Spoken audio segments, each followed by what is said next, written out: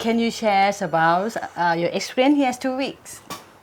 My last 2 weeks. My last 2 weeks have been really good. Have been an incredible experience. Have been really calming and soothing, and I've got to be in the nature and actually be in the nature for 2 weeks, which was amazing. Something that I've never done before for that long.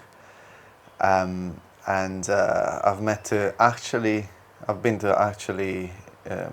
Thailand for the first time. I've been in a place within the local culture, immersed in the local culture, eating the local food cooked by your wonderful mom.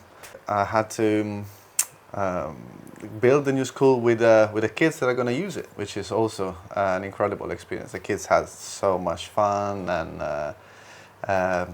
we kind of dirtied ourselves with mud, and we built mud walls, and we learned English, and as well I've tried to help with creating a new curriculum for the school. It's all about computers and computer science, because I'm a developer, so that's my kind of specialty. And yeah, it's been like a fairy tale. Being in this place is like being in a fairy tale. Like everywhere you look is a dreamy landscape. I think first when you come, you like, tell me about all these fairy tale. How it happened? Yeah. So can you tell us? Yeah, when you first step into this place, it looks like an enchanted forest, and you step in and you find these little wooden houses on the trees, and this wonderful like calming place with the hammocks, and there's a little pond, and there's a river nearby, and every time you kind of see yourself going back in your own head, and maybe having sad thoughts, or like thinking about your problems, and then you look back and look around yourself, and it's like, and you think, wow, I'm in this incredible place, and everything looks so lively, so amazing, especially when the sun is shining, and there's so many shades of green. Now here I had my own room and bed, and a little wardrobe, and everything just worked out very, very well, so it was very comfortable. Wow. What I saw, like the first thing when you came, also my dog not bark at you. We have 5 dogs here, but my dog's not bark at him at all. So I said, is him like a dog whisperer? Can you say something about the dogs here? I love dogs. I have my own dog back at home, and I came in and I saw this pack of dogs just come and welcome me with their tail wagging, and I was just like, I just wanted to hug them all, and I did. I mean, for 2 weeks I spent most of my time with the dogs, just hugging the dogs. Tuntun was following me around everywhere, and even the river, when we went to the river and I started rowing in the canoe, and there was Tuntun in the water that was just swimming. I think that's special aspect that we have here also. The dog just not let you alone. Just want so much attention, so much of love and welcoming people. I really love about those of them, and they're really big part here also. So another thing is about the tech guys, and I try to talk with so many technical guys, so they seem like hardest or very technician. But when I met you, I just feel, wow, you're the perfect guys here to help me create this curriculum, which I come up with called Computer Science Mindfulness. I think it's very good combination, because I think when you in that, you get what you can manipulate, or you get swarmed by technology, by the disrupt that you not even know, especially the kid. They not even know what that done to you. So can you tell us how we create those and what it's like? You think what that will do? Yeah. I mean, it's the first time that someone has actually like asked me to look at computers from another perspective, which is not purely, how does a computer work, or how do you program, how do you make a program and whatnot. Is actually look at computers from a perspective of how we use them, and how mindfully we use them, and how can we teach kids about computers, but also, how to use them mindfully in a way that they're not sucked into the computer world, into the virtual world, and they are aware of, the pitfalls that there are in using a computer or phone or tablet on a daily basis.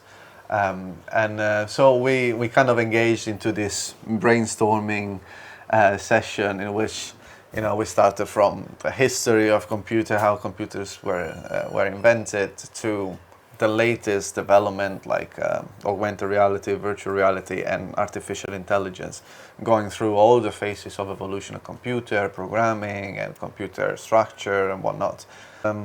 For once, I got to kind of reverse my knowledge into someone else, and as well take it from a perspective that it's not purely technical. So you weren't really interested in the technical details, which is not, it's not, and it's fine. But how we engage with computer, which is amazing because it raised a lot of ethical and moral questions about how we use computers. And what came out of it is we built this kind of curriculum in which we start again from the history of computers, and we really thinking about how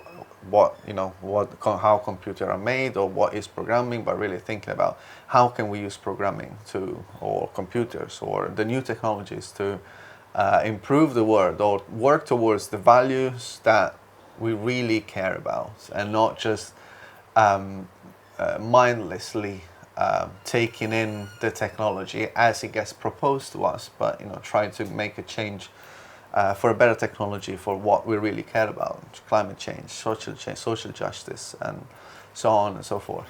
Yeah, and that's and I love that you're doing that, because all the universities can teach programming and programming languages, but not many people are willing to teach that side of ethics and morals about how, and mindfulness about how we use computers. Great. See, you're the right person to come to help. So, wow, it's really nice, really nice. So, what had been challenging or nice thing? What had been your challenging for you here, as personal development and also for the living situation or community life here?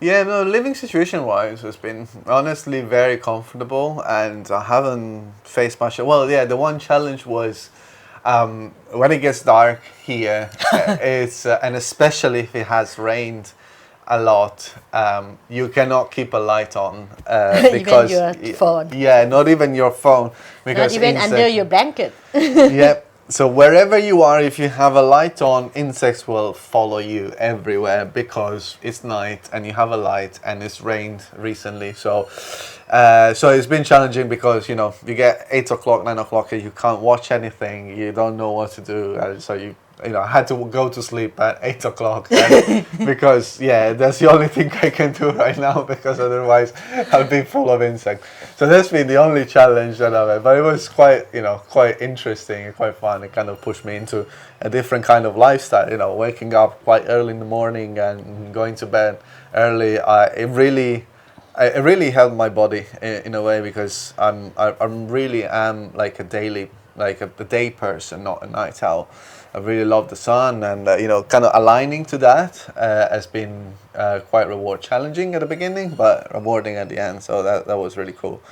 And from a personal perspective, I gotta say, the most challenging part has been being alone alone, quote unquote, because of course you were here and then other volunteers have joined, but for a while I've been the only volunteer here, and being alone is tough, and it kind of brings up, you have a lot of time on your hands and a lot of time in your head, and brings out a lot of the things that you don't want to think about most of the days, because you're busy working or you're busy talking to people, you're busy socializing, so that's been challenging for me to face myself and to be with myself, and but it has taught me that I can be with myself, and I'm learning to be with myself, and I think for everybody needs to learn to be with themselves, even if it's tough and even if it's, it's gonna be hard, and it is, and it will be. Nobody really is absolutely 100% happy with themselves all the time. But we need that time to be with ourselves, process emotions, look at our thoughts, and maybe look at our thought pattern and really try and change them in a way that is healthy for us. And if we don't do that exercise by being alone, we never achieve it. That's great. That's really my intention. That we have a very interesting conversation in a lot of, but one that because it seemed like lately I just opened volunteer for 2 months, but it seemed like these places attract certain people, certain volunteer. Like they have heartbroken, they leave their job, they like burn out from their life, from their love life, from their relationship. So that's why they left and come to do something different, volunteer, not just vocation. I think people need space. That's what made me realize that I don't have to do nothing. No. We just leave space. Everybody needs to just have their own space. Just give space for them. Be with themselves, to face with themselves. Also myself also. And then all the nature surrounded and all these, fairy tale place that already set up here is just going to help. I mean, you cannot be that suffer when you wake up and you see, if you look around, you will just see the nature, the tree, the dogs, the river. Why you be so stuck in your problem, right? Yeah. So definitely the place helps, and I mean, for what it's worth, like really you don't have to do anything. You're not gonna be the savior of people. Our savior. You're just gonna provide the conditions for people to be with themselves and to be within nature, and that's all, and that's all we can ask, really. That's all we come for.